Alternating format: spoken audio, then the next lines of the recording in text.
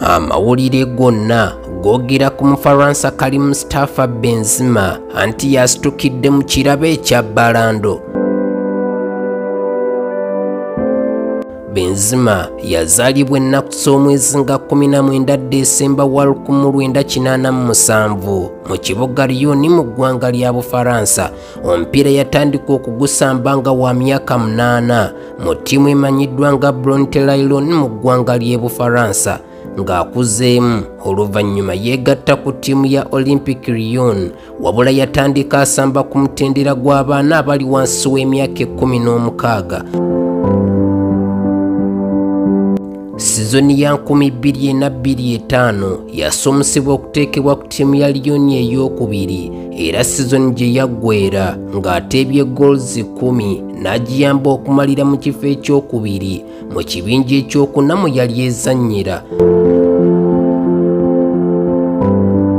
Oluvannyuma yateekebwa ku ttiimu ya Lyon esambira mu kibinja ekisooka mu mwaka gwa 2005 Olympique Lyon, ebiseera ebyo ng'etendekebwa Paul Green. Omupiira gwa Benzema ogwasookera ddala Lyon ng'ettunka ne Metz ogwaliwo ennaku z'omwezi nga 15 January 2005, Lyon yaguwangula goals 2 ku bwereere. Kalim Musitafa Benzema eyakola omukisa ogwava mu ggoolo ey'okubiri. Yayambako Lyon okuwangula ekikopo kya sizoni eyo ku mupiira gwe yasookera ddala okuzamba mu kikopo kya UEFA Champions League, era lwe lunaku lwe yateeba n'eggoolo y'esooka mu kikopo kino. Omupiira gwaliwo ennaku z'omwezi nga 6 Desemba 2005, Lyon ng'ettunka ne ttiimu ya Luxembourg okuva mu ggwanga ery'e Norway. Okuva olwo Benzema yafuuka omuzannyi ow'enjawulo. Yaleka awangulidde Lyon ebikopo ebiwerera ddala. Mu mwaka gwa 2008 Benzema yali muzannyi wa muwendo nnyo, anajjukirwa ku mupiira ogwali ogwakaasa mmeeme Lyon ng'ezoozomba n'ettiimu ya Manchester United mu kikopo kya UEFA Champions League, wadde nga gye byaggweera Man U yawunzika ebawandudde mu kikopo kino.